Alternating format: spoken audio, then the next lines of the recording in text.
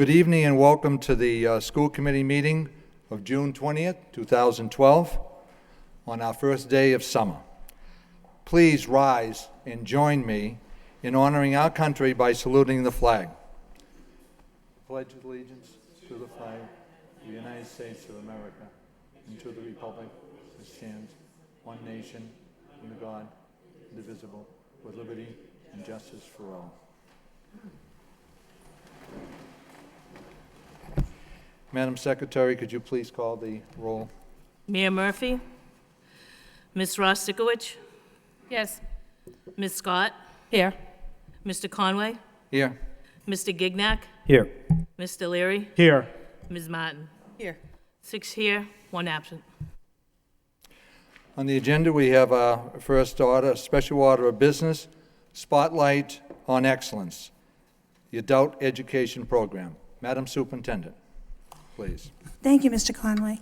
This evening, we have the great opportunity to honor the Lowell Adult Education Program, which has been in existence for more than 30 years. And tonight, I'm going to welcome the director, Fred Abbasi, who can give us an overview. Thank you, Fred. Thank you very much.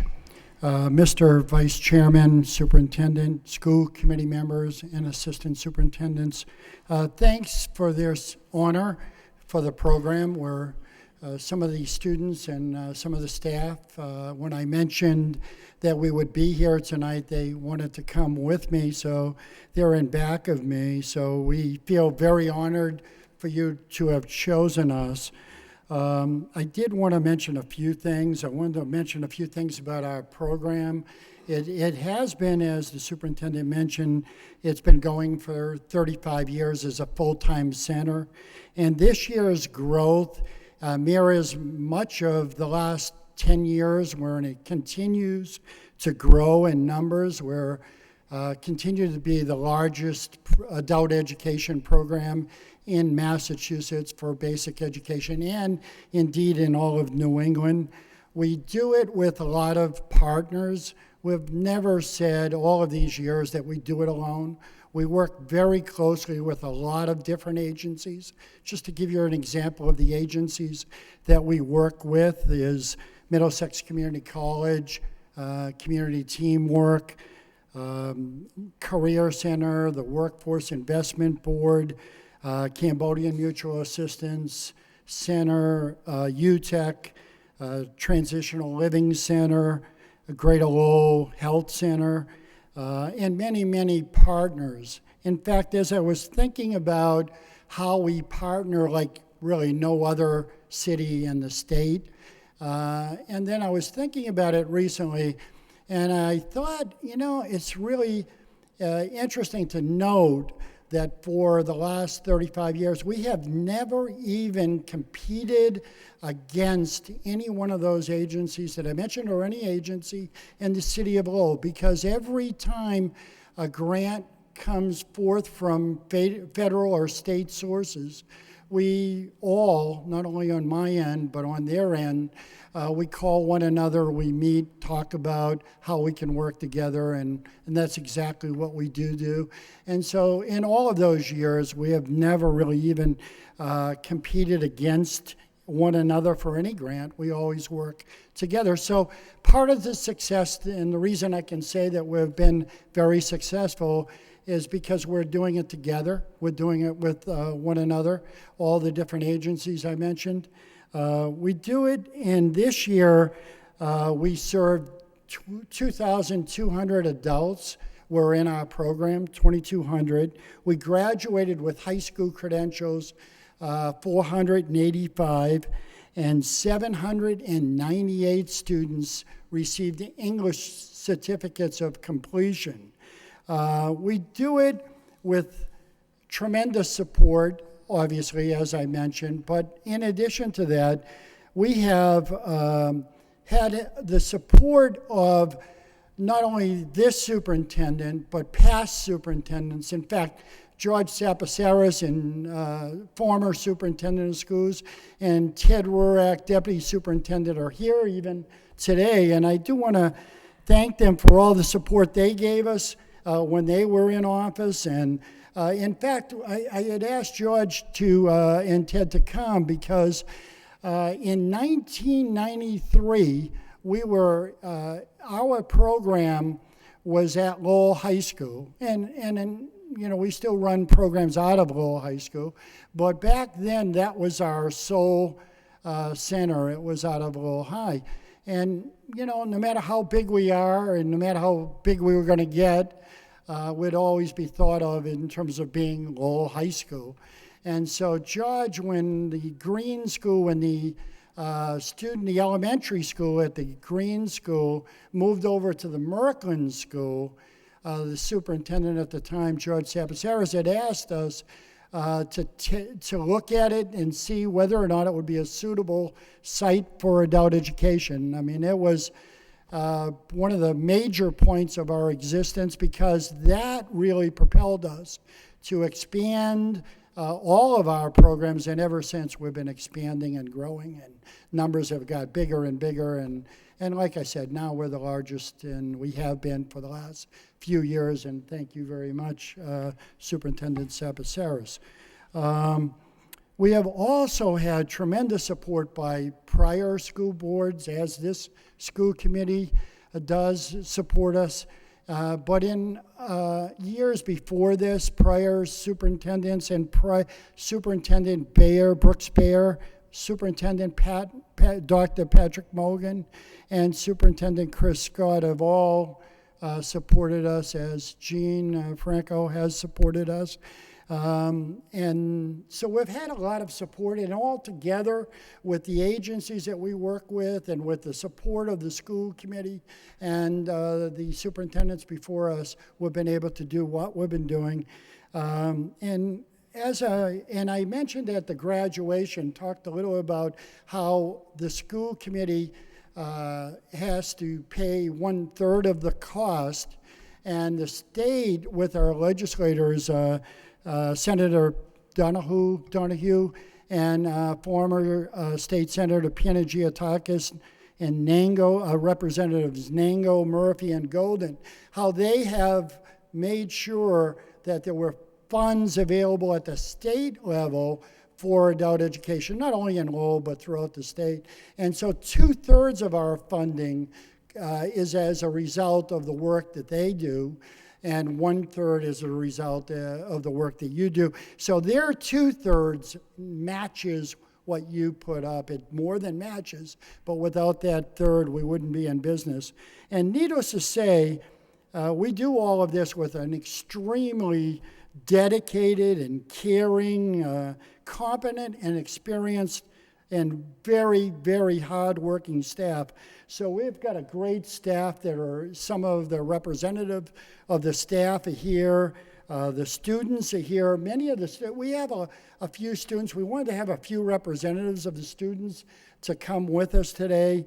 And I wish everyone in the city of Lowell could see what a student body we have. People who are working 1 and 2 jobs, and somehow they find a way to come to school, learn English, or get their high school credentials. So it's just amazing, and the effort that they put into it, and how much sacrifice they make and their family make to do what they're doing. But they know in the long run, not only will they benefit, but their family benefits, and City of Lowell benefits, and the whole state benefits. So the work that they do and the struggles that they go through is just amazing. I wish everybody could see what we see on a daily basis. So we've got a great staff and a great, great student population.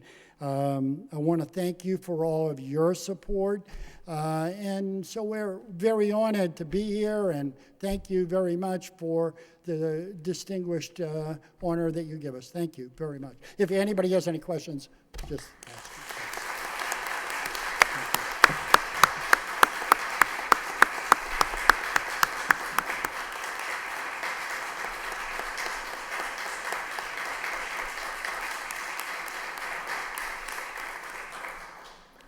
Madam Superintendent? Thank you, Mr. Conway. you know, I know Fred will hate this part, but we're going to gush a little. We have to. So in 2002, I met Fred as a supervisor in adult education. And so the first graduation I got to speak in, I equated Fred's work to Keith Lockhart.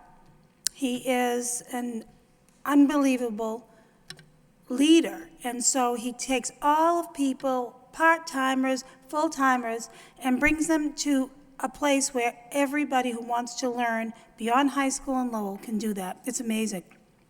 Beyond Fred's work as running an unbelievable orchestra, he also should have written a book about collaboration about 30 years ago. Fred, we missed that boat by not writing those books. The whole part of a city not competing for funding always makes the whole program have the rigor and have the quality. And that's what you have brought to the city of Lowell and the adult population. And those of us who have worked with you consider ourselves fortunate. Thank you so much. This committee will see us trying to retain Fred to help us with transition. So you'll see more about Fred in the future. But I just want to thank you personally and professionally. Thank you. Ms. Martin? Thank you very much. You know, I'd like to add, you asked if we had any questions. I think the only one is, how do we go on without you? The program is an absolute flagship program for our district and for our region. And I know that you credit your great staff, which we all recognize and share. You credit your great student body, which also we recognize and share. But they have had the benefit of an extraordinary leader who has just done an amazing job and really taken this program and brought it to a place where literally none of us can imagine how we would function without it. I can speak a little bit just in terms of the partnerships, knowing that the work you've done with Community Teamwork as one specific partner has just been extraordinary, and the ability and the willingness to share your expertise, to share the resources of your program throughout the city has just made a huge, huge difference here in our community. I, for one, am humbled by all you've done for us and very, very appreciative, and really thank you very much for all the work you've done for our city. Thank you. Mr. Leary? I just want to echo what Committeewoman Martin articulated. I guess Fred Abbasi, when I came on the committee, you know, going to an adult education, I had no knowledge of what, or reference point to what that actually meant. And watching the folks go through the first graduation and learning more about the challenges that these adult folks, I think the ages range from, from I don't know, 18 to 80 or in between or even larger sometimes. And I just want to thank Fred and his staff for excellence. I also want to thank Fred for his commitment to working with the Lowell Public Schools and adult education. And as Ms. Martin said, I don't know how we're going to go forward without him, but thank you, Fred. Thank you very much. Fred, really appreciate all your hard work through the adult ed, and good luck in your retirement. Thank you very much.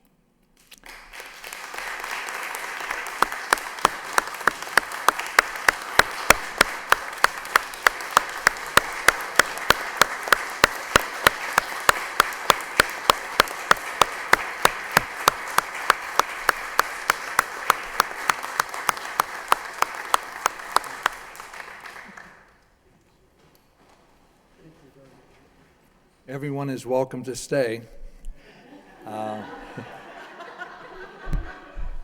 It's only about a 3-hour meeting, I think, tonight. Thank you very much. Next on the agenda are the minutes. The approval of the minutes of the regularly scheduled school committee meeting of Wednesday, May 16th, 2012. Move to approve by Mr. Gignac, second by Mr. Leary. All in favor? All opposed? So voted. Next item, approval of the minutes of the FY 2013 budget hearing held on Wednesday, May 30th, 2012. Move to approve by Ms. Rosikowicz, second by Ms. Martin. All in favor? All opposed? So voted. Permission to enter, Madam Superintendent. Thank you, Mr. Conway. To the Lighthouse School Incorporated for $10,000 to amend the existing contract to provide for additional out-of-district tuition costs for 9 students plus 1 additional student enrolled in receiving services as outlined in the special education IEP. Funding provided by the school department FY12 budget special education tuition account. To the Professional Center for Handicapped Children Incorporated, in the amount of $2,606 to amend the existing contract to provide for the additional out-of-district tuition for 1 student enrolled in receiving services as outlined in their special education IEP. Funding provided by the school department FY budget special education tuition account. To the town of Framingham for $19,357 to provide for the out-of-district tuition for 1 student enrolled receiving services as outlined in their IEP. Funding again provided by the FY12 School Department Budget Special Education Tuition Account. To Middlesex Community College for $9,000 to amend the existing contract to pay for tuition and AccuPlacer testing for qualified students from Lowell High School who will earn both high school and college credits by taking courses at Middlesex Community College in the dual enrollment program. Funding will be provided by the Race to the Top grant and academic support grant for FY12. To Mark Romanowski, MD, PC, for $10,000 to provide physical examinations of candidates for athletic teams in the Lowell Public Schools. Funding provided by the FY13 budget athletic contracted services. To Middlesex Community College for $35,000 to provide the Lowell High School with Violence Prevention Peer Mediation Program SCORE under the auspices of MCC Law Center. Funding provided by the School Department FY13 budget special programs. Again, to Middlesex Community College in the amount of $842,063 to continue the bridge program at the David J. McHugh Alternative Middle School, housed at the Riverside School on Woburn Street. The program will serve 50 students in grades 7 and 8, including the integration of special education students with non-behavioral IEPs. The funding is provided through the school department FY13 budget contracted services. To Middlesex Community College in the amount of $52,500 to pay for tuition and AccuPlacer testing for qualified students from Lowell High School who earn both high school and college credits by taking courses at Middlesex Community College for the dual enrollment program. Funding through the school department FY13 budget and the Race to the Top grant. To the United Teen Quality Center Incorporated for $275,000 to provide an alternative diploma program that will serve 30 students in grades 10 through 12 who require a long-term alternative education setting, including the integration of special education students with non-emotional IEPs. Funding will be provided through the school department FY13 budget and the Mass Graduation Grant. To SP&R Transportation Incorporated in the amount of $9,782,460 to provide a 3-year contract for special education transportation services for students within and to locations out of the city of Lowell. Funding is provided by the school department FY12 budget, special education transportation budget. And there is also a report that delineates the details of that particular contract that is attached from Mr. Lang.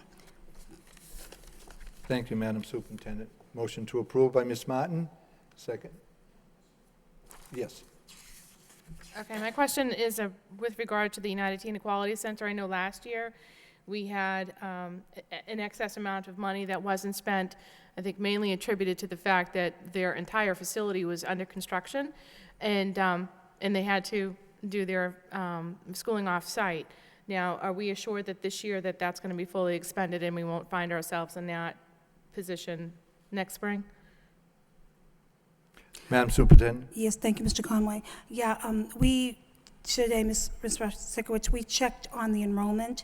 There are 28 students. 2 have graduated, so that was up to the 30 that we had said it would be. There's also a wait list. There's already a wait list that is going to be acted upon in September. So we know we have the students. We know the program is working at this particular level, and we will be using the funding. All the teachers are on board. What we had talked about in these committee meetings has happened, and so we're quite confident that they're continuing the charge. Well, I think that's great. And the nice thing about the United Teen Equality Center programming is they're able to leverage in their workforce development piece for our teens and also the case management piece, which is so integral to these kids. So thank you. I appreciate it. We have a motion on the floor by, to approve by Ms. Martin, second by Ms. Scott. Roll call, please. Mayor Murphy, Ms. Ross Sikowicz, Yes. Ms. Scott, Yes. Mr. Conway, Yes. Mr. Gignac, Yes. Mr. Leary, Yes. Ms. Martin. Yes. 6 yeas, 1 absent, approved. Next order of business on the agenda are memorials. Annette A. Martell Woodlock, mother-in-law of Killian Woodlock, assistant principal of the Green Elch School. John C. Jack Abrams, father-in-law of Claire Abrams, assistant superintendent of curriculum, instruction, and assessment. Stanley Stocklosa, retired Lowell High School teacher and master, and the husband of the late Catherine Philbin Stocklosa, a longtime school committee member. And Robert J. Fowler, son-in-law of Iris Carr, retired Daly Middle School clerk. Would we please rise for a moment of silence and respect in darkened chambers?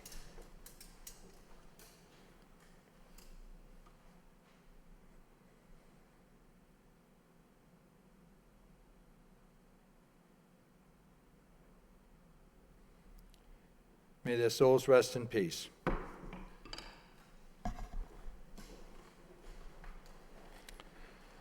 Next on the agenda, motions. First one by Connie Martin and Jim Leary. Request the superintendent to initiate a summit meeting between the Lowell Public Schools, University of Massachusetts Lowell, Middlesex Community College, and other area colleges and universities. Develop an agenda which includes existing partnerships, identifying areas where improvements are needed, making recommendations to the Lowell School Committee on suggested changes, and developing strategies to better promote Lowell High School programs to higher education and mission staff. Ms. Martin on the motion. Thank you very much, Mr. Conway. This motion really came out of some conversations we had at a recent Lowell High School subcommittee. We'll be talking about that, I know, later in our meeting. I think the key was we wanted to be able to communicate and really show our appreciation for our local partners, both Middlesex Community College and the University of Massachusetts at Lowell, and their willingness to help us bring together a group of higher education admission experts so that we really can talk to them about a number of different things. Certainly, we've been having our ongoing conversations about the class rank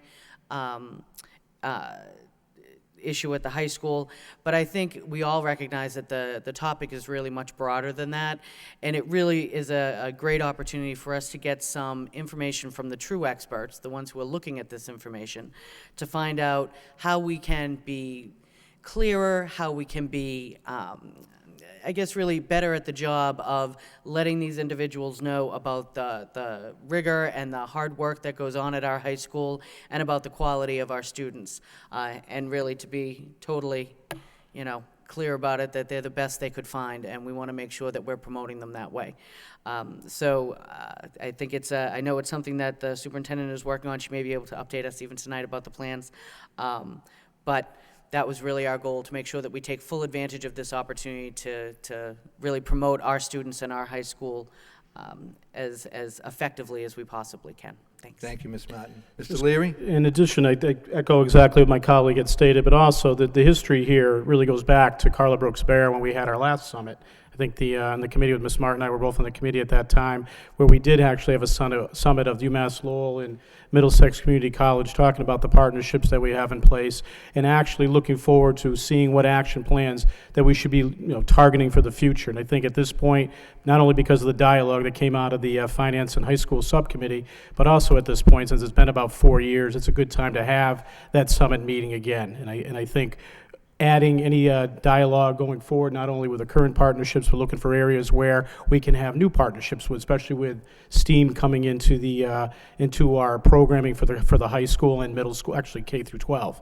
So I think it's a timely discussion, one we've had 4 years ago, and it's probably time to have it again. Thank you. Any more comments or debate on the motion? All in favor? All opposed? So voted. Next motion by Kimberly Scott to request the superintendent design a plan to update the existing policy manual to current standards. Ms. Scott, on the motion. Thank you, Mr. Conway. Excuse me, I'm sorry, I need a second on that. Oh, I'm sorry. Mr. Leary, my apologies. Sorry. Ms. Scott. Thank you. The intent of the motion was to make sure that we're in compliance with necessary school committee policies, and also to look if there's additional policies that we should have, that we don't, such as the social media policy, recycled materials policy, local vendor policy. So it's really just a housekeeping measure, that it's, time to take a look and make sure that our financial policies, the amounts, are up to date. So, thank you. And also if we could possibly find out about getting it put online. Thank you. Thank you, Ms. Scott. Any more comments or debate on the motion? Yes, Ms. Rosikowicz? I think this is a great motion. We have 3 brand-new school committee members on the ticket, so to speak, and I think it would be a good process, not only for us, but I think that we do need to ensure that we're, our processes, our policies are in compliance and, up to standard, and be a learning process for the 3 of us. Thank you. All in favor? All opposed? So voted. Next motion by Mr. Leary and Ms. Scott to request the superintendent report on the feasibility of Lowell High School administration assigning an administrative intern to each of the houses in the main building of Lowell High School. No second is needed. Thank you, Mr. Conway. This is a motion that we brought forward, I think, 4 years ago in regards, prior to the budget cuts, internships within the houses. And there was really a 3-step approach why we did that. The first step was regarding, training individuals who wanted to get into management, giving them an opportunity to learn what management was all about, and get the feel to see if they actually had the aptitude or desire to continue in management. The second part was to assist the house masters to be really proactive, in an effort to be really more orientated to preventing issues before they actually occur. And I think the feedback that we had doing this program was excellent. We had a lot of different statistics showing the student dropout rate had reduced. Discipline had improved greatly. We had good feedback from the interns.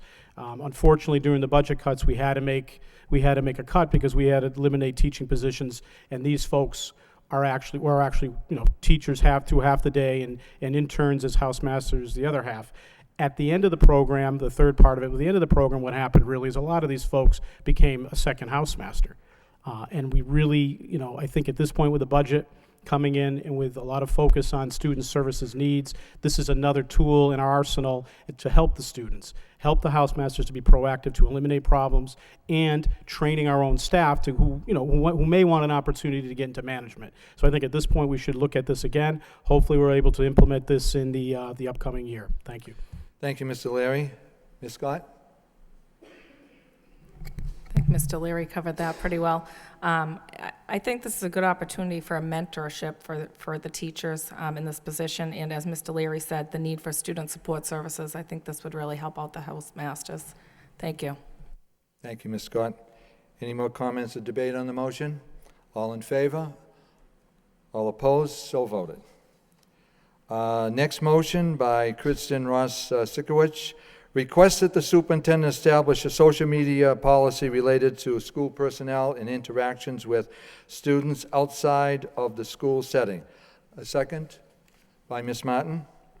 On the motion, Ms. Sikowicz. Thank you. This came up as a side discussion in one of our subcommittee meetings several weeks back, and it was communicated to committee members that communication between faculty and staff were taking place utilizing social media, various means of social media.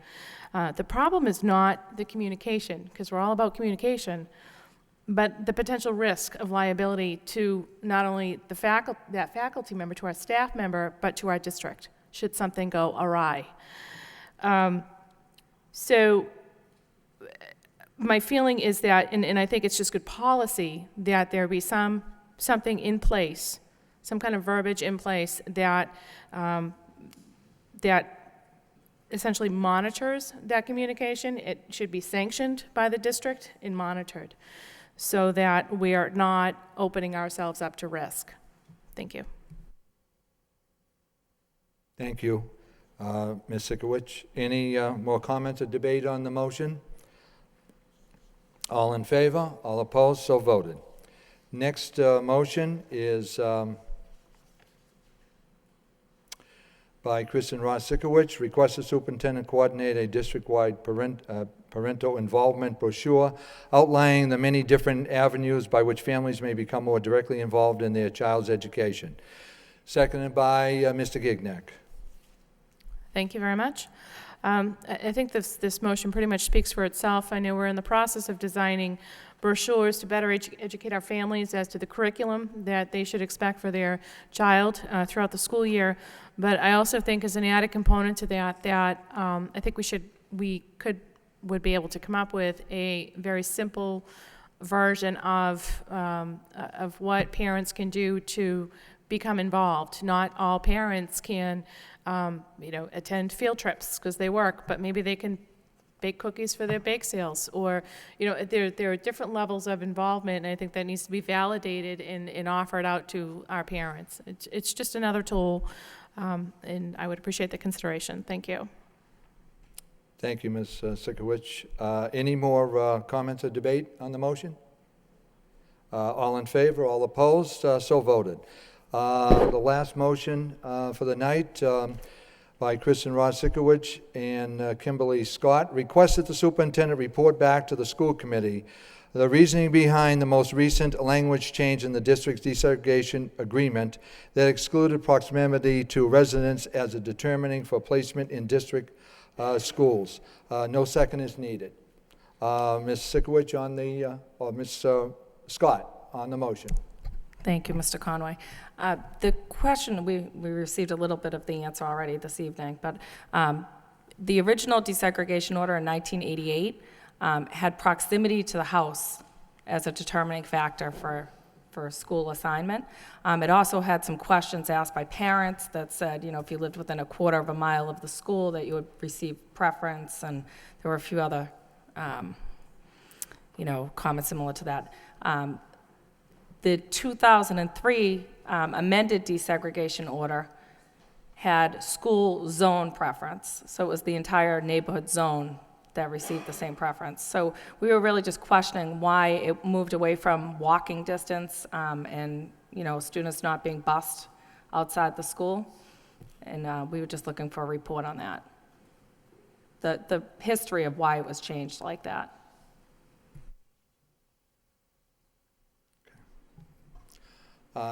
Yes. I'd like to make a request to suspend the rules, so because we do have a registered speaker. Suspension of the rules by On this Ms. issue. Sikowicz, second by Mr. Leary.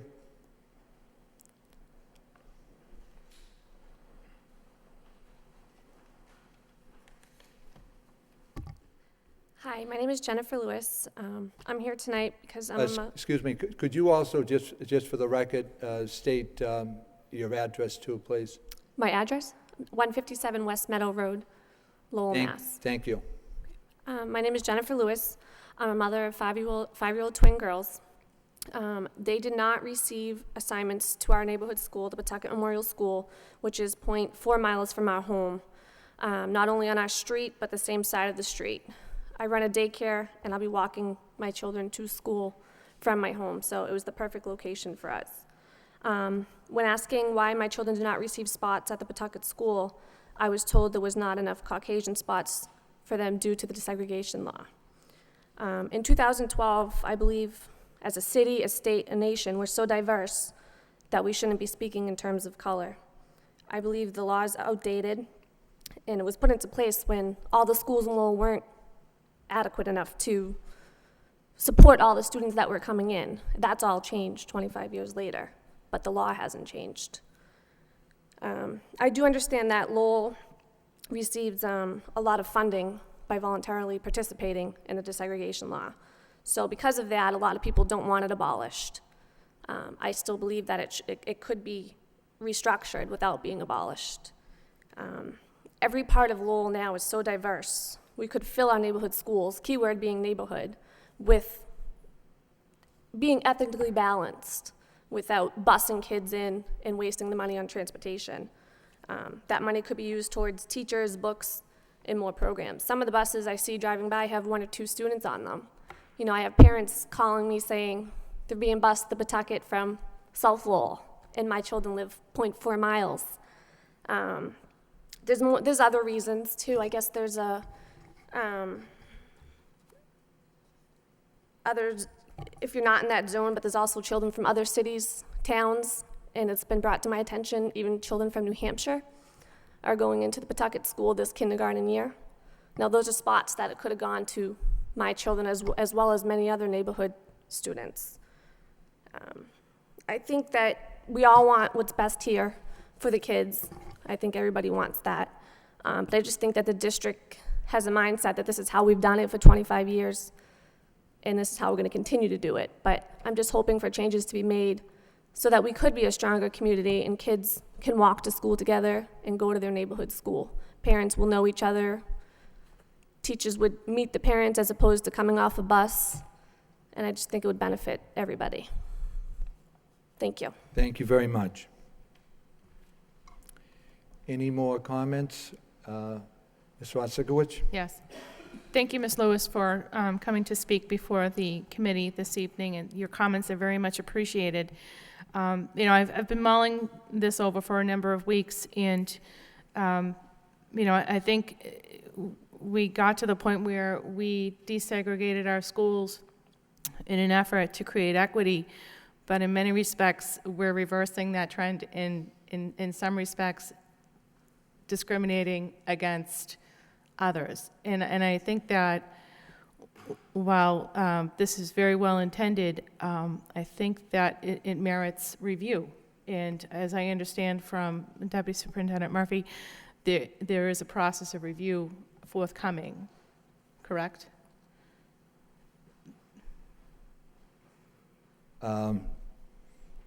Ms. Murphy, Thank you. Assistant Superintendent. Thank you. Currently, the school system minority, non-minority balance is at 66% non-minority, 34%, I'm sorry, 66% non-minority, 34% non-minority. And certainly when this plan came into being, it was actually the reverse. And we know that our zones we need to look at. We know that the number of students who are in Zone 1, which is the Highlands, the Acre, and Pawtucketville, is 1.5 times more than students in Zone 2, which is Centerville, Belvedere, and South Lowell. So we know that we need to look at the zoning changes. We've also just completed a coordinated program review by the state, which looked at our civil rights compliance. And we do have areas where we are in partial compliance, areas that we need to address. We've also just been notified, I'd say in the past month, that we were one of 5 communities within Massachusetts that was selected by the federal government to undergo a program review of our compliance and our desegregation regarding civil rights. We're collecting data now, and we need to submit that data by November. So we're starting to submit some of the data now. We need to be completed by November, and then they will report back to us in terms of our compliance regarding civil rights. So I think the timeliness of it all is perfect.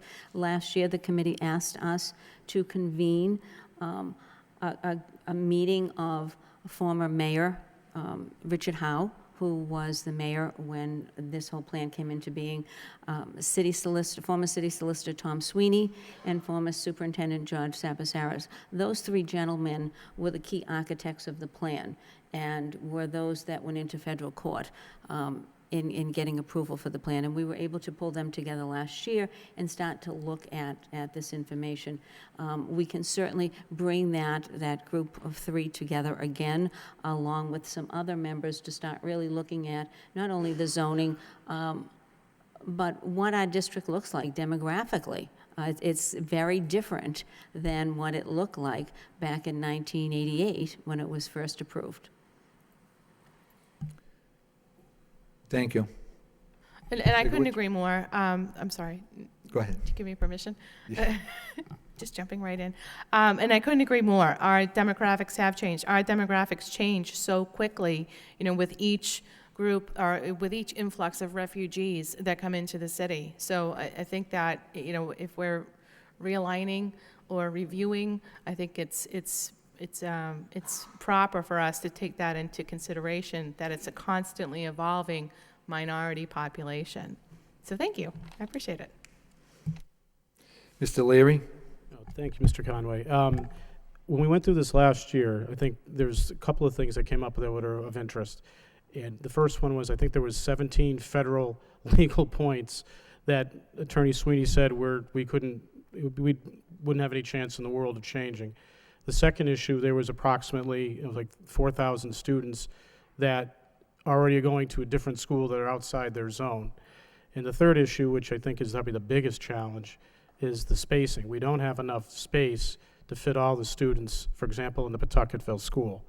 I think looking at it again is a must. I think we need to continue to re-go at it, look at a different way of zoning things if we can. But we also need to articulate what and why we're dealing with what we're dealing with better to the public, because it is really complicated. Most folks, if you ask the committee members, they really probably couldn't articulate exactly, and all of them, why we're where we are. The history, they kind of get the fuzzy history, but they don't understand that this is a settlement with the federal government. And the settlement means the federal government, a federal judge, has to say yes, as well as the Lowell Public Schools. And once you get that on 17 legal points, then you got to look at the issue of, you got 4,000 or whatever the number is today, students who are not in their public schools. Do you grandfather them in their neighborhood schools? Do you grandfather them in? Do you not grandfather them in? And then probably the most important, again, what do we do about space? Pawtucketville has two, for example, Pawtucketville is probably the one that's probably the most challenging. It's the fastest growing area in the city. It has 2 elementary schools and a middle school. The 2 elementary schools alone have more folks than the Wang Middle School can hold today. So I think we need to go at it again. I think it's good that we're going to have this information in November, but these challenges are something we need to, when we go through looking at how we're going to rezone, it's still going to have those other challenges in place. Again, when I put this motion on last time, it's because of out of frustration. When someone's looking at the school and they have a challenge getting into that school, I don't have a good answer for that particular parent. There is no good answer. But again, I appreciate the effort that we're going to go through it again. I appreciate bringing those individuals in again, and I appreciate if we can take a look at these legal points, point it out to the city of Lowell. Here's what we need to do in terms of overcoming these obstacles, and then maybe someone else can point out some other solutions. More folks involved is not a bad thing. Thank you. Thank you, Mr. Leary. All in favor? All opposed? So voted. Next on the agenda, we have a number of subcommittee reports. The first one is the Finance Subcommittee Community Budget Forum report and approval of the minutes of the meeting of Tuesday, May 22nd, 2012. Mr. Leary. Just quickly, we met to discuss the budget hearing we had. The minutes actually went over questions and answers to the superintendent and to the school staff. At this point, I guess it's just I think a motion for report of progress and approval of the minutes. Second by Mr. Gignac. All in favor? All opposed? So voted.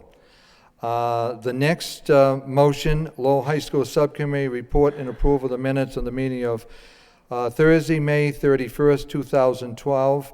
I would entertain a motion by Mr. Leary to delay the report until the next school committee meeting. So moved. Yeah. Mr. Gignac, second. All in favor? All opposed? So voted. Next subcommittee, Technology Subcommittee report and approval of the minutes of the meeting of Thursday, May 31st, 2012. Kim Scott, Chair. Thank you, Mr. Conway. This won't be as fast as the other two. A lot longer, sorry. I'll try to read quickly. Okay, at the meeting in attendance were subcommittee members, Chair Kim Scott, Jim Leary, and Connie Martin. School committee members also present were David Conway and Robert Gignac. And from school department, Superintendent Jean Franco and Deputy Superintendent Jay Lang. The meeting was called to order at 7:07 p.m. and the following agenda items were discussed. First, we discussed the presentation of the website tool. Deputy Superintendent Lang informed the school committee members present that Edline is being recommended as the district, school, and teacher web solution after reviewing several products in the recent months. A demonstration was conducted. The second presentation was on interactive whiteboards. Deputy Superintendent Lang recognized Lori Keating of CELT to review CELT's whiteboard interactive classroom technology recommendations. The two solutions recommended were the Smart 800 series interactive board and the Mobi 360 with Insight 360. Representatives of each company presented a demonstration on the technology. It was recommended that the schools be able to identify either or both of the solutions for use in their buildings as administrators and teachers determine best needs for their individual schools. After the three vendor presentations concluded, Deputy Superintendent Lang presented a budget and purchase recommendations that included a combination of leasing and purchasing of equipment. A copy of the spending matrix is attached, and the items were a $2,500 stipend for one staff member to assist with the school and teacher website launch, a new desktop or laptop computer for each administrator and teacher in each pre-K through 8 building, 2 new classroom computers for student use in each core classroom in each pre-K to 8 building, 20 new computers to replace student computers in specialty classrooms, such as Allied Arts, ELL, Library, Special Ed, in each pre-K through 8. 1 new mobile computer lab in each pre-K through 8 building in each of the alternative schools with 30 computers. 1 new mobile iPad lab in each pre-K through 8 building in each of the alternative schools with 30 iPads. 112 whiteboard interactive technology solutions, 1 per strand in each pre-K through 8 building, and 24 solutions at Lowell High, and to upgrade 5 computer labs at Lowell High with 30 computers in each lab, 150 computers. Deputy Superintendent Lang discussed his recommendation to enter into a 3-year agreement to procure the administrator teacher computers, mobile computer labs, and mobile iPad labs. This is in an effort to begin a 3-year refresh program that will provide updated technology for the most critically used technology every 3 years. An outright purchase of student computers and whiteboard technology solutions is recommended at this time, and future purchases will be evaluated on a year-to-year basis depending on funding. The overall recommended infusion of new technology in the district at this time is estimated at $4 million, with $2.7 million being required for the initial purchase and lease payments, and $650,000 being required for appropriation for FY 14-15. Subcommittee members present expressed their overall support for the district, school, and teacher website tool provided by Edline, as well as the smartboard technology recommended by CELT. Further, committee members present expressed their support for the combination of lease and purchase of new technology recommended by Deputy Superintendent Lang.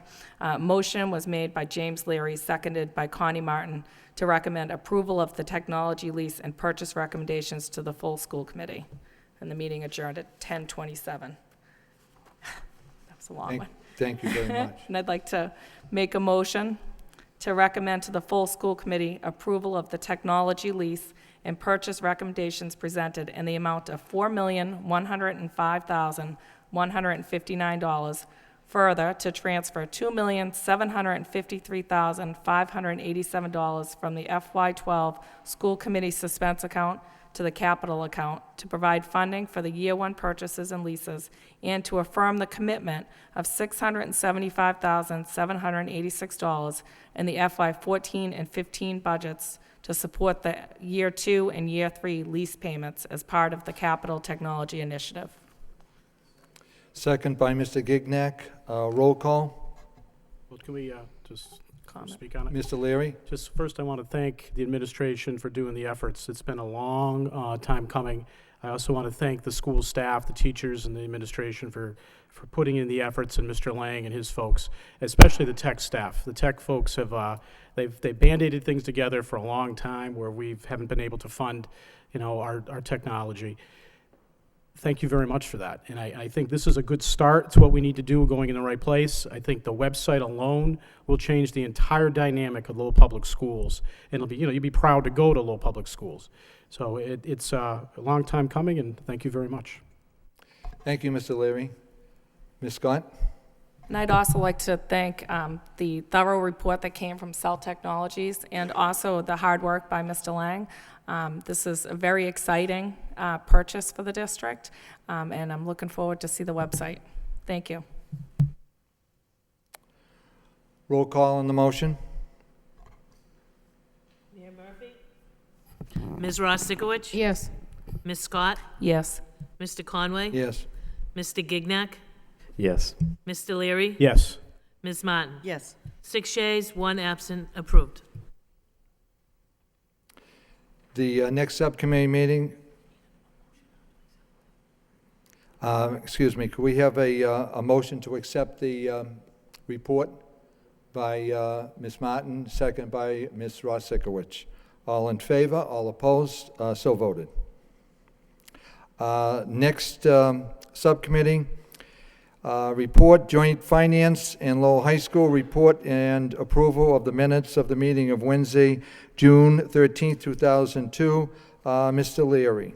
This was a really long meeting. I'm going to give you the cliff notes. I think there's a lot of discussion on a lot of different issues here, but we did meet with the entire school committee in attendance, and basically the leadership from central office, all the assistant superintendents, and other folks, such as the headmaster, Edward Rosemerick, Dr. Wendy Jack, Dr. Roxanne Howe. We've had Stephen Jarvis, our department head of the foreign languages, teachers Deb Flower, Carol Allen, Aaron Keogh, and Barbara Hodgson. Also tutors were there, and apparently liaison Nicholas Bull. We had other folks come in, other department heads come in, and guidance counselors come in as the meeting went on. We had 7 specific topics that we addressed, and the joint subcommittees didn't take specific action or recommendations other than to report out as a report of progress. So after I do the notes of the minutes, I know folks are going to want to speak and have motions on certain aspects of what we discussed. The first issue we discussed was the new developments in the refugee program. Dr. Prahlad Shah put a good information in terms of where we're going to be looking at getting approximately 200 students coming in throughout the year from different parts, I believe Burma and West Africa and other countries, and really beginning to put an action plan in terms of how we're going to be dealing with the students coming in, where they'll be located, what type of skill sets and experienced teachers and paraprofessionals we would need, social workers, et cetera. That was voted on by the joint subcommittee as a report of progress, and requesting the superintendent to put a specific action plan as we go forward. The second discussion was regarding the positions at Lowell High School, which were the coordinator of student services, the special education teacher, the 2.5 social workers, and I believe it was the security guard. The committee had questions of the headmaster and his staff, Dr. Howe and Dr. Jack, in terms of each of these positions. I know that committee members will be talking about them at the end of this report, so I won't get into complete detail in terms of the positions, but questions were given, answers were provided, and I think everyone has a good comfort level as to where they feel about each and every one of these positions going forward. In addition, I think there's additional information that came in and after the subcommittee meeting from a variety of sources. We discussed the Shannon Grant as well, in terms of how the Shannon Grant gets reported, how they're going to be planning using that for tutors, and the difficulties that they have because the Shannon Grant's dates are not in line with the actual school dates. Are we looking for an extra information from Dr. Howe to ensure we have funding for tutors going forward in the upcoming school year, and how that will be placed with Shannon versus the regular budget. Class size discussion was very lengthy. That was the fourth topic. I think a lot of concern revolved around the class sizes in terms of some of the freshman academy having smaller class sizes, and in terms of how do we go forward planning our budgets for next year. In addition, how do we go planning for the budget this year and recommending these positions that we actually looked at. I know there's a lot more dialogue than I'm getting into tonight, but as we get into next year's budget, this is an area that we really need to start preparing in September as the new school year comes forward. And I know members will have other comments to say about the class size. We also discussed the Colley Stadium and the Shed Park bus report. I know Mr. Gignac was concerned regarding the busing in terms of the fall sports and versus the spring sports.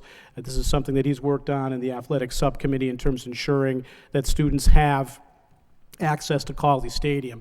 And I know other topics, one of the topics that we've discussed in the past in terms of looking at the time we start Lowell High School. It didn't become an issue during this subcommittee, but I think that'll become something as we go forward with negotiations with the union, whether or not that's a part of the resolution or not. Graduation date report, the headmaster presented the MCAS schedule for next year actually is in conflict with our annual Lowell High School graduation. And he discussed probably, and actually as everyone knows, we have our graduation the first Wednesday historically for Lowell High School on that first Wednesday. And this year it's also a MCAS testing that week. And what he's preparing is an outline in terms of what other dates might be more available. He discussed Thursday, Friday, weekends, and different types of issues that he's looking at. In addition, looking at the Songus Arena as the facility where we would have our Lowell High School graduation. It's important to note that I think the headmaster acknowledged that Thursday, for example, is already the first Thursday in June is already being used by another school at the Songus Arena. So I will be looking forward to the headmaster letting us know what date he has well in advance so everybody can prepare their schedules. But it will be a change just due to the MCAS. And last but certainly not least was the GPA class rank report. We had a long dialogue again in regards to class rank, the merits of it or merits lack thereof. We had a report issued by Headmaster Rosemerick, which we'll be getting into more detail in terms of his recommendations going forward. We had some dialogue in terms of looking outside to the University of Massachusetts as well as Middlesex Community College in terms of utilizing some of their expertise. I think some of the issues in terms that were presented is that it's actually the changing of the number of class rank, the GPA. So basically the premise would be, instead of being ranked number one, you would be ranked based on your GPA. So the same person who's a valedictorian this year, if we had used their GPA, they would still be the valedictorian, all the way on down the line to the last individual who graduated. In essence, the number's just longer. Mr. Rosemerick also had some other recommendations. In particular, one of the highlighted ones was, instead of using GPA and providing that information on the student's report card starting in the freshman year, we would wait until the senior year to provide that GPA on that report card. Although Mr. Rosemerick stated that he would advise there would be a way of figuring out an individual's GPA if they wanted to know that on their own.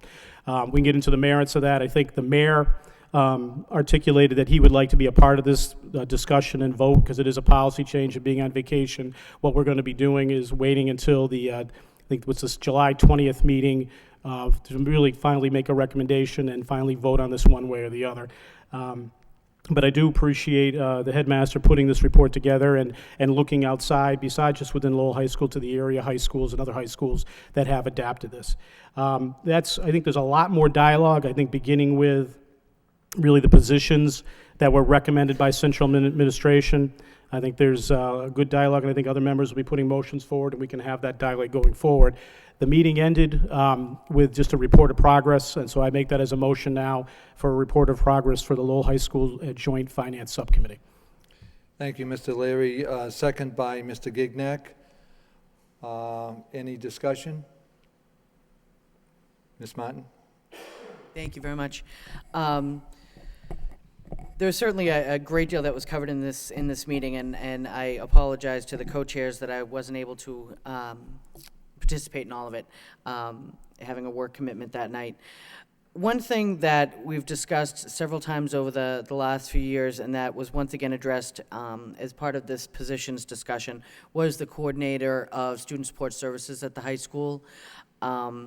I appreciate that the headmaster and Dr. Jack are doing this job right now, but I think it's become very clear that we need to have this resource at the high school. There are there's just an absolute need, both from, primarily from a student point of view, but also from a staffing perspective, that there needs to be leadership in this specific area. We've seen it in the last 2 years without this position, that it is a big hole in terms of what we can provide our students. The number of special ed students, the scope of student support right now is just huge. And not having this position there to really lead that charge, to be able to bring together groups of, whether it's your special ed staff, your guidance staff, there are a lot of different groups of people that need this kind of leadership and need this kind of support to be able to do their jobs. While I appreciate that we've been able to muddle through for a couple years, I think the reality is that this is far too important a position for it to be shunted off to the side and added on to a job description. It is a full-fledged job description. It needs to have a talented person in it. And my concern is that if we don't make a move on this tonight, we're talking November before anything can really happen. Making a move tonight to approve this position allows us to get the job posted while people are looking, during the summer, so that we can really get the caliber of person into this position that it requires, so that this important work won't be, again, left by the side of the road for, as we move forward. So I would make a motion that we move forward to post the position of the Student Support Services Coordinator at Lowell High School. Do we have a second? Mr. Gignac?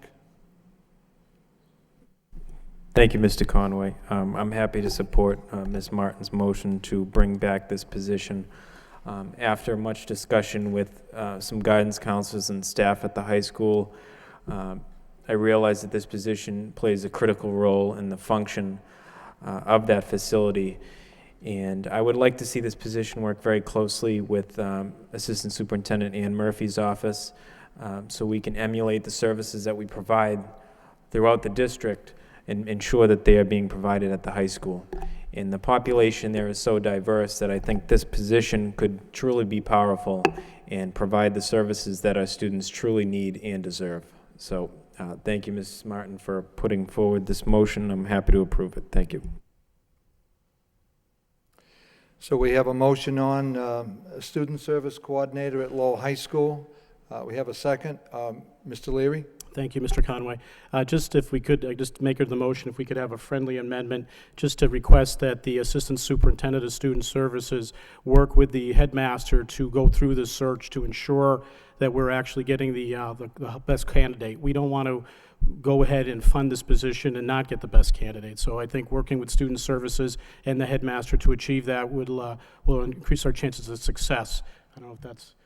I'd welcome that friendly amendment. And I just want to echo what Ms. Martin said. There's really, it's interesting that you talk to a lot of folks that work at the high school, guidance counselors especially, and house masters. They really want this position because they feel that this is something that would add to what they need to achieve. And I think working with the administration at the high school, if we could have this piece back, we could really start nailing down the goals that we all want to achieve. So I'm definitely enthusiastically supporting this. Thank you. Madam Superintendent? Whoops. Thank you, Mr. Conway. Just to, in the same spirit of Ms. Martin's request to bring this forward for this particular time, we would be in the same challenge group with social workers as well. So all those positions are still in suspense. So I would request that the school committee consider bringing those forward if that, in fact, is the wish of the committee, just because it's the same process of getting mid-summer transfers to Lowell. Ms. Martin? If only because I know it will drive the secretary crazy, I'd like to include that in my motion, that we'd be able to include both the social worker positions and the special ed teacher position. Is that just one, Madam Superintendent? Okay. Okay.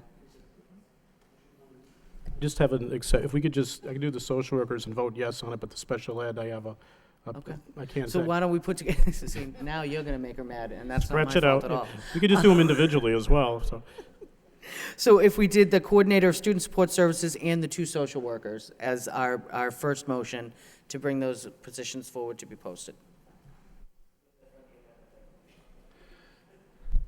I really appreciate these friendly amendments. Can you read it back? Yeah. let me see if I have this straight.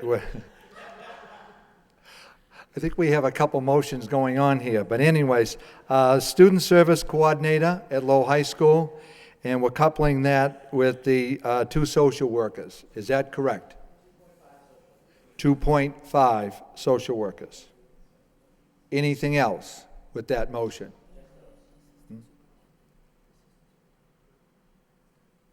And to have the assistant superintendent work with the headmaster.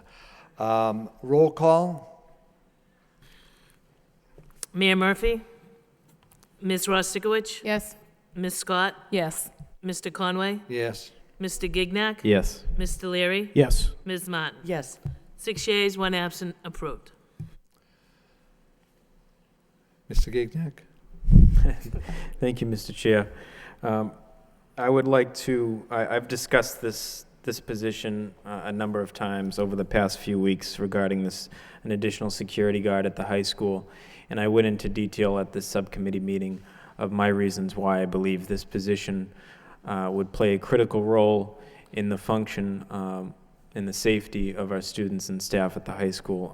I'll just rephrase some of the things I mentioned. That the district invested a substantial amount of money in the surveillance system at the high school, and it's being underutilized at this point due to staffing cuts. And as a result of that, I'm convinced that the skipping has increased as a result of no one watching the surveillance cameras to notice who's leaving the building and who's entering the building. So at this point, I would like to make a motion to approve 1 security guard position at Lowell High School. We have a second. Mr. Leary. So we're adding that also in there, right? Okay. So a roll call. Mayor Murphy? Ms. Rostikowicz? Yes. Ms. Scott? Yes. Mr. Conway? Yes. Mr. Gignac? Yes. Mr. Leary? Yes. Ms. Martin? Yes. 6 yeas, 1 absent, approved. Could I have a motion to accept the report of progress by Mr. Gignac, second by Mr. Leary? All in favor, all opposed? Certainly, Ms. Martin. I'm sorry. There was the 1 remaining position left in suspense account, the special education teacher. I know that Mr. Leary had some concerns about it. I would put it on the floor now so we can have the discussion. I'd make a motion to move forward to post the special ed teacher position for Lowell High School. Do we have a second? Ms. Rostikowicz? On the motion? Thank you, Mr. Conway. I think the reason, there's not a question that you need a special educational teacher.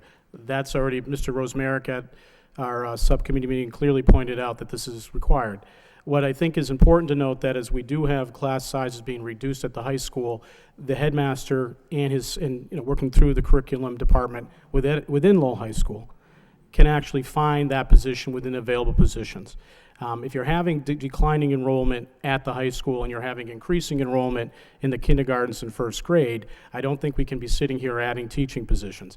There are plenty of teaching positions within the high school at this point. He has clear authority where he wants to put a special education teacher, and clearly he's presented a reason for that. I don't argue with the headmaster in terms of we need a special education teacher. What I suggest is with declining enrollment, we don't need to add an extra teaching position. So I understand my colleague's request. I just respectfully won't be voting for it at this point. Thank you. Ms. Martin?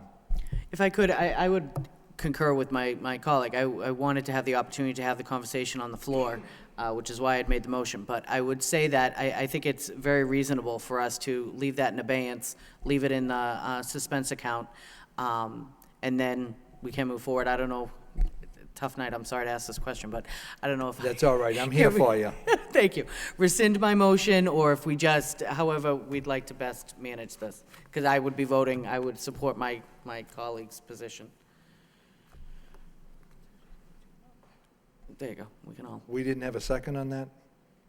Kristen Oh, I'm did. sorry, Ms. Rostikowicz. We can just vote no, which, yeah.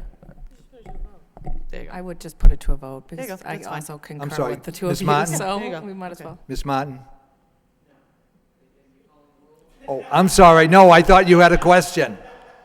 I'm sorry, I thought you had a question.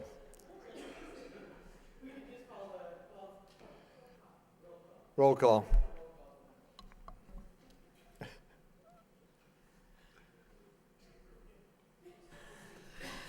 Mayor Murphy?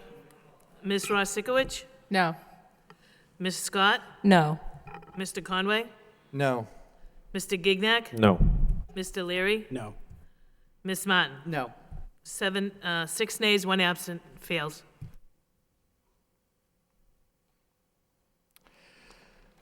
Motion to accept report of progress. So moved by Ms. Martin, second by Ms. Gignac. All in favor? All opposed? So voted. Next subcommittee meeting, curriculum report and approval of the minutes of the meeting of Wednesday, June 13th. Ms. Martin? Thank you very much, Mr. Conway. Meeting was held on June 13th, and present were members of the Curriculum and Instruction Subcommittee, myself, Mr. Leary, and Ms. Scott. Also present from the school committee were Mayor Murphy, Mr. Conway, Mr. Gignac, and Ms. Ross Sikowicz. From central office, we had Superintendent Franco, Assistant Superintendent Abrams, Jeff Guazda, the coordinator of mathematics for grades 5-12, Deb Romeo, who is the coordinator of language and literacy for grades 5-12, and Marty Cohn, who's the coordinator of our science and social studies. Also, we had from the high school, the headmaster, Dr. Wendy Jack, Suzanne Keefe, who's the head of our English department, Roger Monio, who is the head of our science and health ed department, and Michael DiVincenzi, who is the head of the social studies department. This was a meeting that was really quite a long time in the making, and I think it was very encouraging to see the kind of work that's being done at the high school in terms of really taking our curriculum and taking it through a very strident and rigorous audit process. From over a year ago, we had begun having these conversations, talking about really what had begun with wanting to have really the basic of just every student when they came into class receiving a copy of a syllabus that would tell them exactly what they could expect, what their assessments would be, what their essential questions would be during the course of their semester or the year in that subject area. And I think that we're getting very close to that, which is encouraging. I have, impressed by the work that our department heads have done.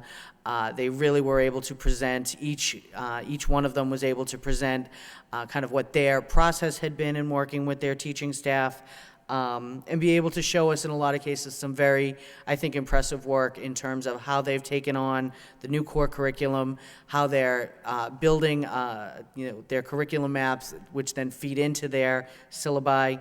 That really should be a very readable and understandable document that students will get a great deal of information from and parents can get a great deal of information from. I think everyone was very, earnest and certainly committed to the process.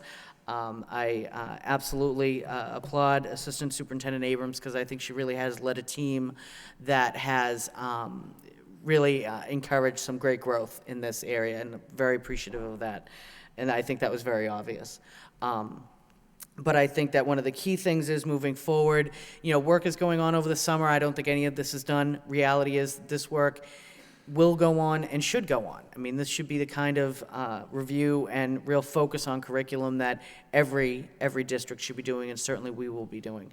I think the key thing was we did receive the presentations. I think they are well along the road, which was very encouraging, and that our parents will be able to, and again, our students, come September, these are all going to be made available at the beginning of class. They're all going to be made available online as part of our the new website, so that it's going to be one more way that we can be very clear in terms of our expectations for excellence for our students, and that parents can be even better informed and involved in their students' education.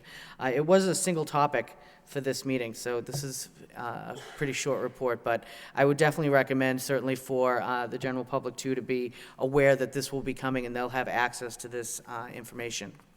So I'd submit that as a report of progress. Thank you, Ms. Martin. Mr. Leary? Thank you, Mr. Conway. Just quickly, I want to thank the superintendent and her staff, the Assistant Superintendent Claire Abrams, for an excellent work. I also want to thank the headmaster who's here tonight, and his staff, his entire staff. The department heads that presented were excellent. It had to be the best subcommittee meeting I've been I think ever. And usually they're pretty brutal, and I don't mean to be facetious with that. They are pretty challenging.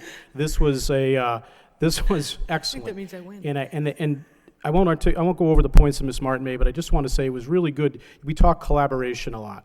And I think what the department heads have done with the teachers and beginning to develop the syllabus and these plans that will go forward is really what we mean about collaboration. It's not the department heads dictating or Dr. Jack dictating. It's the teachers themselves who are creating these documents and leading with the department heads and with Dr. Jack and with the headmaster. So it was an excellent meeting, and I want to thank them for putting their efforts in. I know it's an enormous work, and we look forward to seeing the completed efforts at the end of the summer, hopefully. Thank you. Motion to report, yes, I'm sorry, Ms. Scott? Thank you. I would like to also thank Ms. Abrams and agree with Mr. Leary that this was one of the more exciting subcommittee meetings, and that the chairs that came forward also came forward as a team, and they were excited by their work that they brought forward. They also talked about how music teachers were coming forward and working on math standards. There were art teachers coming forward working on literacy standards. So it just tied it all in together. And I think it will be really exciting for parents when they start the school year knowing that there's a common syllabus and something members on this committee have been working towards for a long time. Thank you. Motion to accept the report of progress by Ms. Martin, second by Ms. Scott. All in favor? All opposed? So voted. Next subcommittee meeting, report and approval of the minutes of the meeting of Tuesday, May 20th. Connie Martin, Chair. Thank you very much. Personnel Subcommittee did meet on Tuesday, May 29th. Present from the subcommittee were myself, Ms. Scott, and Mr. Conway, and also from the full committee were Ms. Ross-Sikowitz. We had met with the superintendent, really, again, single topic. We were talking about our evaluation process for the superintendent's evaluation. We have truly gone through a sea change in terms of the way we are approaching evaluation this year.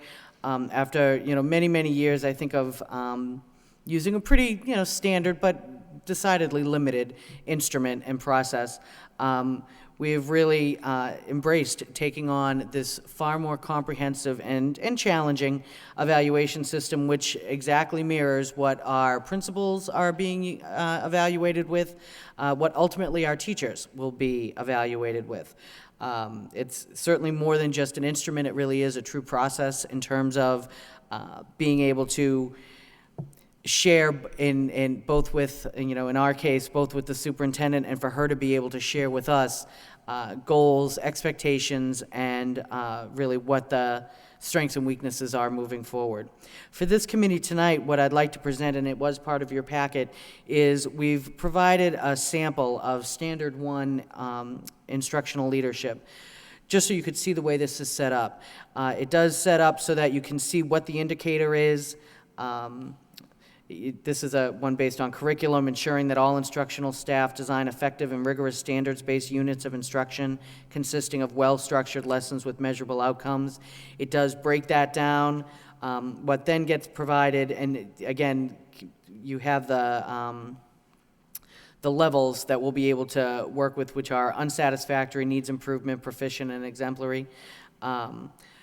So as you look at these, then there would be, as we would receive this, it would already be filled in with evidence from the superintendent. She'd be providing us with concrete examples of this specific indicator that we'd be able to review. Also, she'd be able to, the form would allow her an opportunity to provide written feedback if she chose. And then we would be, under each one of these standards, would be an area for each one of us to then do our rating and then add any additional comments, any additional narrative that we'd like to based on the topic. It's going to be a fairly long document, and unfortunately there's just no way to avoid that. But I do think that, I think it's important, obviously. I mean, we're mandated that we need to make this change. I think that it will be a far more deep and meaningful evaluation, which I think will really benefit ourselves as a committee, but certainly benefit the superintendent as well. So I would put that forward if if the committee is comfortable moving forward with this, what I would recommend would be that we ask the superintendent to provide us with the fully fleshed out document with, including her evidence and comments. And then I'd like for us to be able to address this in August, at our August meeting. Typically, we've usually done in the August-September timeframe, so we may want to consider that too. But I think to set as a goal that we would have the summer to review this, it would probably require at least 1 or 2 personnel subcommittees over the course of the summer, which we could then, we could poll and see what we'd be able to find that would work for everybody's schedule.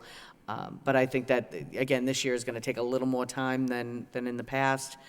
But I do think that in the end it will be a very productive process. So before we take the report as a report of progress, I would offer a motion that the school committee accept this new structure for our evaluation of the superintendent and request that the superintendent provide us with the fully completed document within the next 2-3 weeks. That would be my motion. Second, Mr. Leary. Second by Mr. Leary. All in favor? All opposed? So voted. And I would submit that as a report of progress. Sorry, if the superintendent would like to speak. Madam Superintendent? Thank you. Just one comment. I've evaluated 22 people this week by Friday, end of the day. So it is really cumbersome. So what I've decided is I'm going to just go electronic. So I would prepare this and then send it to you because it's actually much easier, if anybody wants to print it out. And then there is a summary sheet that I would be more than willing, that I've adapted for principals that I would be more than willing to bring to the committee. There's this kind of a summary overall sheet. So the next time we have a personnel subcommittee meeting, I'd be more than happy to bring that forward, but I will send it electronically and see how it goes. Motion and report of progress by Ms. Martin, second by Ms. Gignac. All in favor? All opposed? So voted. And the last subcommittee meeting, Joint City Council School Committee Facilities Subcommittee approval of the minutes of the meeting of Friday, May 11, 2012. Mr. Leary? Just need approval of the minutes, and I make a motion to approve the minutes. Move to approve. Second by Ms. Rosikowicz. All in favor? All opposed? So voted. Next on the agenda, reports of the superintendent. First one is 2011-2012 major accomplishments. Madam Superintendent. Thank you, Mr. Conway. This is just an overview of the major accomplishments that as a school system I have shared with my administrators and my staff. This was part of the end of the year newsletter. So that was an accomplishment. I got a newsletter out every single month, so yay. Next time that newsletter will of course be on the website. So that's the next move. So if you look, just to highlight, in the last year with this amazing team back here and all of the leaders in buildings, we've done quite a bit of work. And some of it, in fact, has been reported out on tonight. The curriculum upgrade and study by the fine teaching staff and the administration of Lowell High was amazing. We saw the evidence tonight of the CELT report. You may have read about the Gelfand Foundation, who wants to work in Lowell, and they're really very excited about coming forward and perhaps being our newest partner and leading a whole STEAM kind of a initiative. We've adopted social emotional learning standards. We have, I won't read them all, the home visitation program, which was the first official financial piece that this committee approved for me and Ann Murphy to do the home visitation piece, was amazing. And so next year, through professional development money, with the local budget money, we expect to double that. We have really gotten wonderful feedback on that, so thank you all for that. There's many more. The bullying prevention legislation all was put into place. We have more backpack food programs in the district that we're having. We have the curriculum alignment piece, the Common Core committees across the system. We've initiated many different intervention pieces in mathematics and literacy in pre-K through 12 and on and on. The STEAM resource room, you've seen a lot of it, but I don't think that you can go forward until you look around and see how far you've gone. Any given day, you think you're not going very far, very fast. However, when you do look at the accomplishments, it's due to a fine leadership team of which this committee is part, the leaders of, and a fine staff across the system. So I want to thank everybody for allowing me the privilege to work in this capacity to make this kind of gain. Thank you. Thank you, Madam Superintendent. Move to approve. Second by Mr. Gignac. All in favor? All opposed? So voted. The second report by the superintendent, update of refugee students. Madam Superintendent. Yes, thank you, Mr. Conway. As you all know from the subcommittee meetings, I've already kind of reported out about this verbally. We are expecting within the next year, according to our sources, that we will be receiving 120 school-aged refugee students. We do not know the ages, we do not know when they'll be coming, we do know they'll be arriving. So in knowing, I just gave a synopsis here of what's happened in the last 3 years with 120 more students. We know we're reevaluating how much space we have right now just to see what our first stage will be. But I'm just telling this committee that we may need up to 6 teachers and 6 paraprofessionals as this evolves. It's just really very strange that you can't map it out, but we will be looking at any extra positions, any flex money in the budget to make a better recommendation. We know first step, we've met with all principals as I'm coming in, looking for that space in these already newcomer programs that we have, so we'll know the first step. So I just wanted to keep you aware of that officially, that we're planning, and we'll be in touch as we grow. Thank you, Madam Superintendent. Move to approve by Ms. Martin, second by Mr. Leary. All in favor? All opposed? So voted.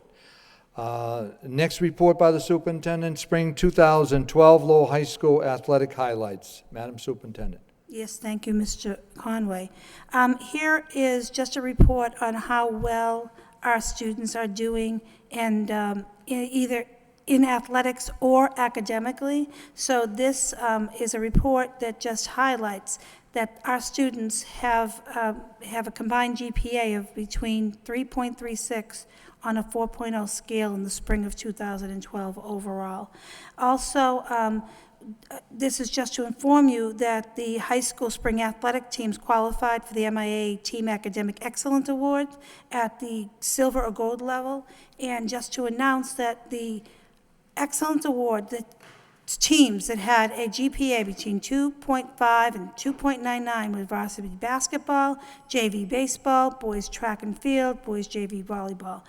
Our teams that had the gold level GPA between 3.0 and 4.0, varsity crew, novice crew, boys lacrosse, girls lacrosse, freshman softball, JV softball, varsity softball, girls track and field, girls tennis, boys varsity volleyball. So just to make everybody aware of, when we talk about athletics as one of our best dropout prevention programs and enticer of young people, it is working academically, so you all know. Thank you, Madam Superintendent. Move to approve by Ms. Scott, second by Ms. Ross-Sikowicz. All in favor, all opposed, so voted. Next report by the superintendent, personnel report. Yes, thank you, Mr. Conway. This is your monthly report of the personnel that is are retiring, resigning, or anybody, or have we our new hires. I just wanted to bring your attention to the new principal of the Sullivan School, Ms. Jacqueline Perrin. Ms. Jacqueline Perrin will be invited to the next school committee meeting, so you can meet her. She's already been to the Sullivan School. She's not on our payroll, but she is very curious and interested and excited about the opportunity to be the new principal at Sullivan. Thank you, Madam Superintendent. Mr. Leary? Madam Superintendent, I know we discussed this kind of offline, but we're working with, as we hire new vice principals and principals, are we putting in like a mentoring type program so we can actually look at, because we're going to have, I forgot the number of new vice principals coming in, what is our, I guess, offline, can you like kind of give the committee what your thoughts are in terms of what you expect with the mentoring program for new administrators? Unfortunately, principals of record and mentoring principals have just kind of done this over time, and so we have quite a few new hires. So I've worked with, I've spoken to a couple of middle school principals just to ask about this, and I believe that when we go into executive session to discuss the principal's contract, which I want to schedule quite soon, I want to talk about kind of a stipended position for mentoring and then for that principal of record piece, because they have been very, very powerful group that comes together on their own, but I really want official assistance. It's right now that we have so many new members. We've been all NISL trained until this year. We had 2 new members join our staff that were not NISL trained before, and so now we're going to have probably 7 new members that are coming in, and we really have to have that level of support. So thank you, Mr. Leary, for mentioning that, and we will continue to talk about what that structure might take on. No, I appreciate that. I just want to follow up. Thank you. I think we have a lot of new people coming in, and that administrative jobs are very important. If you're not doing the job without support, you're likely to fail. And if you're failing, you can't support the teachers, and that's where we run into trouble. So I think we need to make sure we got a good program in place. We can obviously touch base in executive session in terms of if there'll be any stipends, but it's important that we give the administrators the support and the professional development that we so often, we look at teachers' professional development. If the folks that are being held accountable running the building don't have it or that support, then we're in big trouble. But thank you for having those thoughts shared tonight. Thank you, Mr. Leary. Move to approve by Mr. Leary, second by Mr. Gignac. All in favor? All opposed? So voted. Next report by the superintendent, list of eligible teachers. Madam Superintendent. Yes, thank you, Mr. Conway. This is your monthly report of eligible teachers that have reached the different levels of certification that for your review. Any questions? All right, move to approve by Ms. Martin, second by Ms. Rosikowicz. All in favor? All opposed? So voted. The last report by the superintendent, home education. Madam Superintendent. Yes, thank you, Mr. Conway. The following parents are looking for permission to home educate their children: Asok Kumar Damodaran and Anita Parthai Sarathai. And I'm sorry if you're tuning in and I did not pronounce your names correctly. Are requesting to educate their children. This will have our total number of families up to 27, and the total number of high school children will be 52. A motion to approve by Mr. Gignac, second by Ms. Rosikowicz. Roll call. Mayor Murphy, Ms. Rosikowicz, Yes. Ms. Scott, Yes. Mr. Conway, Yes. Mr. Gignac, Yes. Mr. Leary, Yes. Ms. Martin. Yes. 6 yeas, 1 absent, approved. The next order of business on the agenda is new business, permission to post, Director of Adult Education. Madam Superintendent. Yes, thank you, Mr. Conway. This is the new job description for the Adult Education Director. This particular position did not exist, so we went forward. We looked at different school systems. Ms. Murphy, in collaboration, of course, with Mr. Abbasi, came to this job posting for the next leader of this particular job, so for your review. Wishes of the committee? Move to approve. Move to approve. Mr. Leary, second. Roll call. Mayor Murphy, Ms. Rosikowicz, Yes. Ms. Scott, Yes. Mr. Conway, Yes. Mr. Gignac, Yes. Mr. Leary, Yes. Ms. Martin. Yes. 6 yeas, 1 absent, approved. Next agenda item under new business, Greater Lawrence Educational Collaborative appointment to the Board of Directors. Madam Superintendent. Yes, this is a report from Mr. Lang stating that the new legal parameters around the collaboratives are looking for the Board of Directors to be be appointed to either me as superintendent or a member of the school committee. There is a good deal of time that's involved. There's monthly meetings, plus there's a training, but now Mr. Lang has done this for us for a long time, but now it has to be the superintendent or a member of the school committee. So I'm looking for your recommendation on who would like to serve, or if you would like me to serve. Thank you. Wishes of the committee? Mr. Gignac. Thank you, Mr. Conway. I'd like to make a motion to appoint Superintendent Franco to the board. Roll call. Mayor Murphy? Ms. Ross Sikowicz? Yes. Ms. Scott? Yes. Mr. Conway? Yes. Mr. Gignac? Yes. Mr. Leary? Yes. Ms. Martin? Yes. 6 yeas, 1 absent, approved. Last item under new business, lunch prices. Madam Superintendent.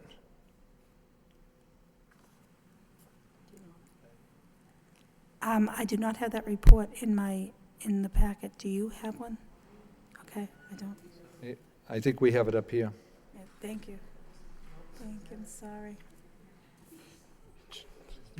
Thank you, Mr. Gignac. Mr. Gignac. Very prepared, Mr. Gignac. The lunch has, prices have gone up from 180 to 185, so it's 5 cents more, so we just wanted to inform you of that. Mr. Leary? Just quickly, can we take this and refer it to facilities or finance or whatever? Because we need to go over our annual review of the food service before we print the high school, not guidebook. One of these things, we have to review a lot of things like the way we're purchasing the food. We haven't had a chance because the budget and transportation, but the budget and the technology had a chance to go over it. We can do this in July and report out in July 20th meeting. There's no rush to post prices today. We could have a good dialogue on the year that we had with Aramark and what we need to do going forward. I don't know if that's a suggestion or just a form of a motion to throw it to like one of those committees. Mr. Lang? I talked to Aramark because we do our monthly review. So we did our review of May last week. They were planning on doing their kind of year-end report and having that come on the July 20th meeting. I thought at that point you could accept it as a report of progress, refer it to subcommittee, and then have that dialogue. I don't know that it'd be ready prior to have the dialogue before the July 20th So meeting. just a quick question. When we start like giving out the printing things to the students, how the process works, what is the final date for that? Can we have it at the last August meeting to approve that? I know the Lowell High School handbook, for example, has to have a certain date before it goes out. And if we make any changes, Right. do we have enough time to do that? Can we ask Ms. Murphy, because I think she's the one that coordinates that. Assistant Superintendent Murphy?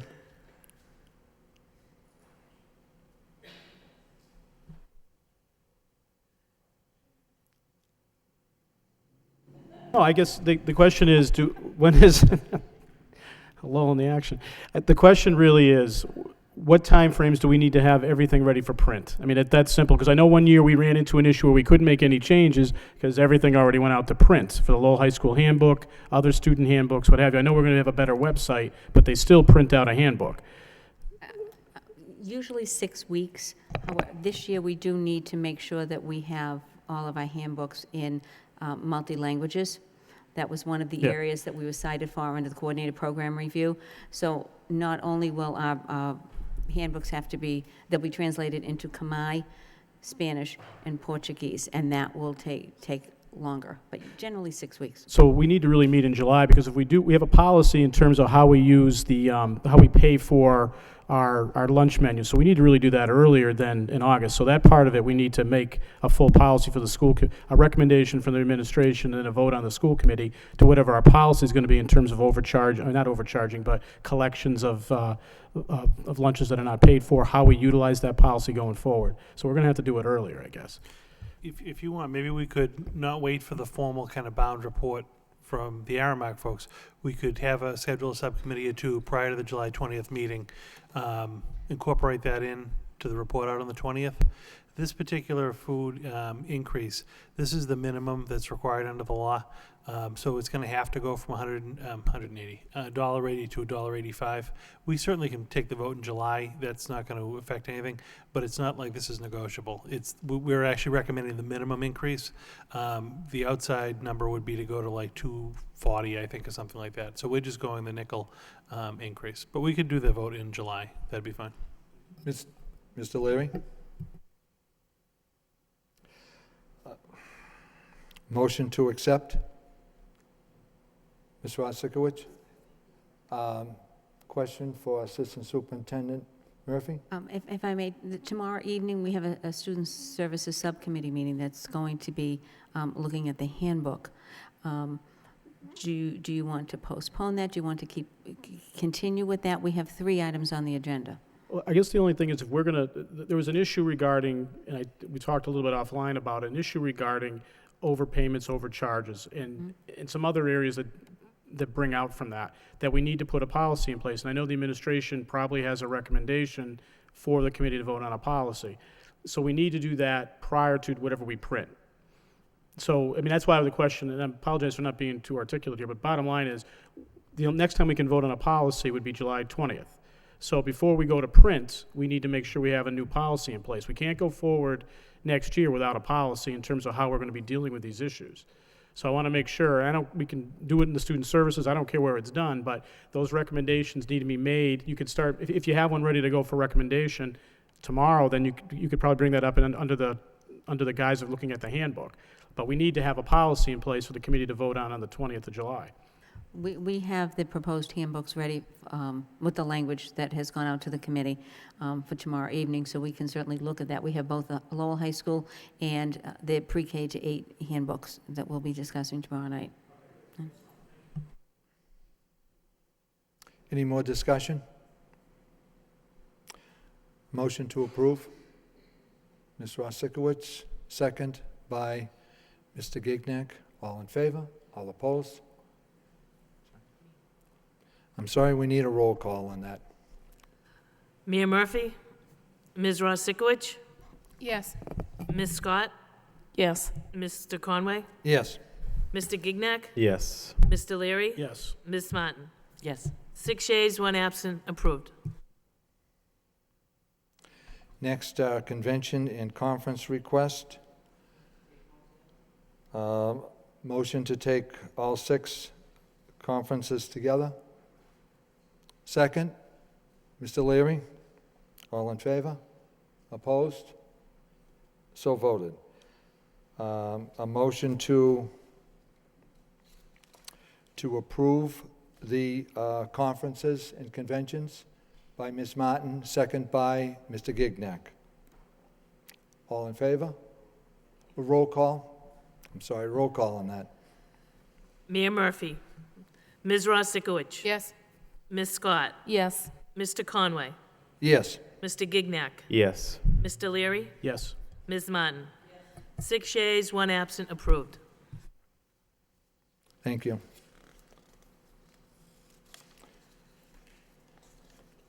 Under communications, the Ryan family acknowledges with deep appreciation the committee's moment of silence memorial for Francis E. Ryan. A motion to accept by Ms. Martin and placed on file, and second by Mr. Leary. All in favor?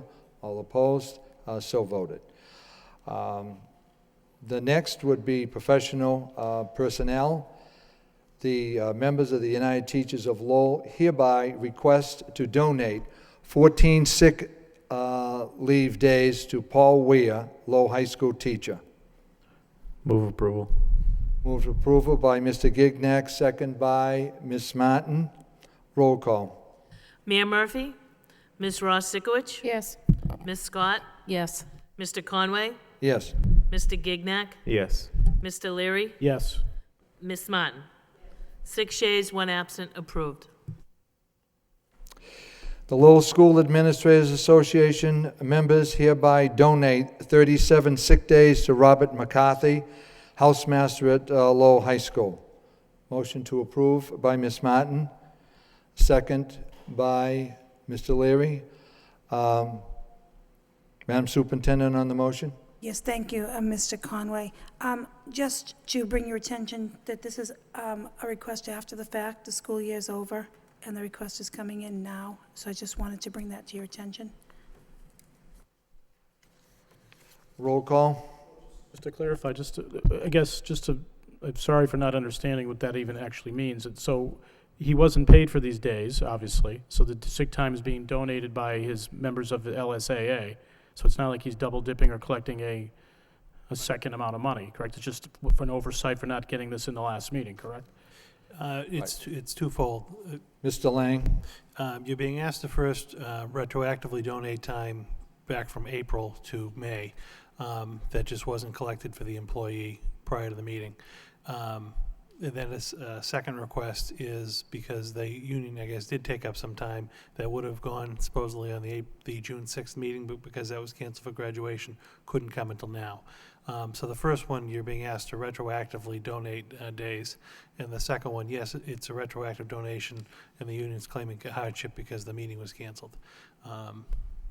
It's really your decision whether you want to retroactively allow the vote. Thank you, Mr. Lang. We have a second on the motion. Roll call.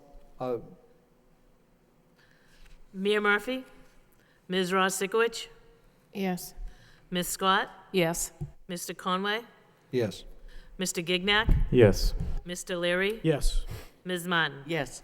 6 yeas, 1 absent, approved.